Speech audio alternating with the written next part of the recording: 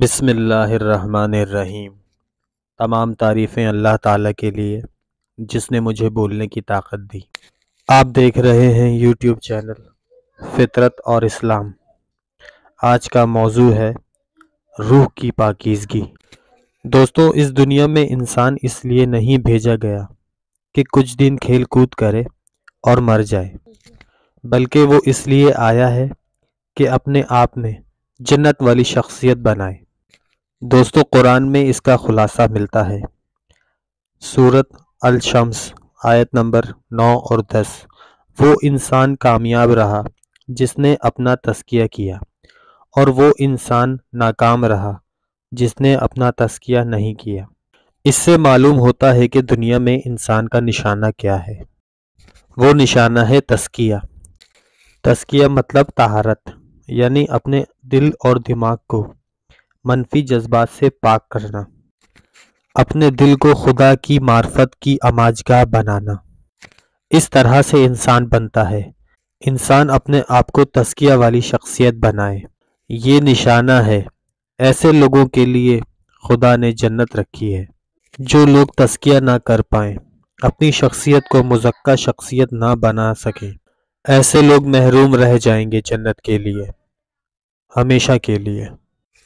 یہ ہے معاملہ انسان کا اسلام اور قرآن کی نظر میں۔ دوستو، اللہ تعالیٰ تو چاہتے ہیں کہ ہر انسان اپنے اندر اعلیٰ شخصیت کی تعمیر کرے۔ اسی کو کہا گیا ہے تزکیہ۔ تزکیہ کے لفظی معنی ہے پاک کرنا اپنے آپ کو۔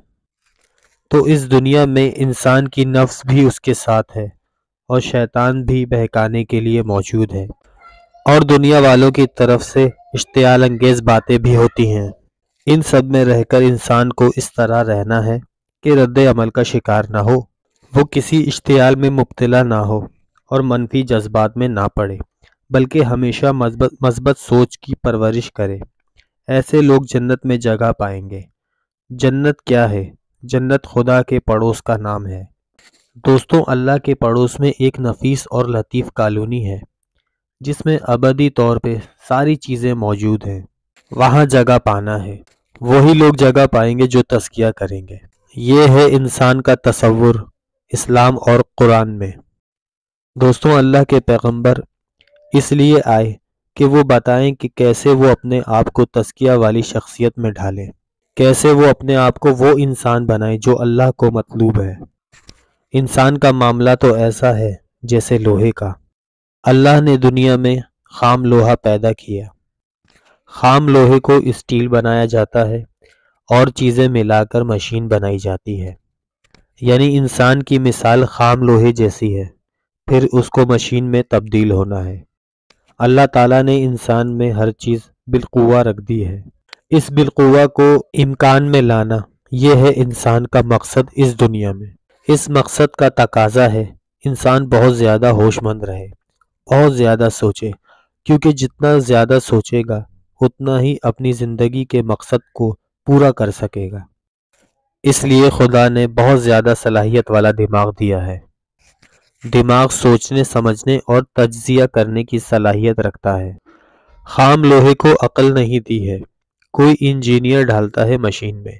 انسان کو خود عقل دی ہے، انسان اپنے آپ کو خود بنائے گا۔ اس دنیا میں آدمی دو طاقتوں کے بیچ میں ہے، فرشتے اور شیطان۔ اگر انسان اچھا ارادہ کرے، اچھا مقصد اپنے سامنے رکھے تو فوراً اللہ کی طرف سے فرشتوں کی مدد مل جاتی ہے، اور اگر انسان برائی کی طرف جائے، برے رستے کو اپنائے، پھر وہاں شیطان آ جاتا ہے، وہ اس کو بھٹکا دیتا ہے۔ ارادہ انسان کو خود کرنا ہے۔ قرآن میں یہی ساری باتیں بتائی گئی ہیں۔ قرآن کا موضوع ہے انسان۔ ساری آیتیں بالواسطہ یا بلا واسطہ انسان کے بارے میں ہیں۔ تو جو آدمی سنجیدہ ہو، اپنے آپ کو تباہی سے بچانا چاہتا ہو، اس کو بہت زیادہ سوچنا پڑے گا، ہر لمحہ، ہر وقت۔ تو دوستو، یہ تھی ہماری آج کی ویڈیو۔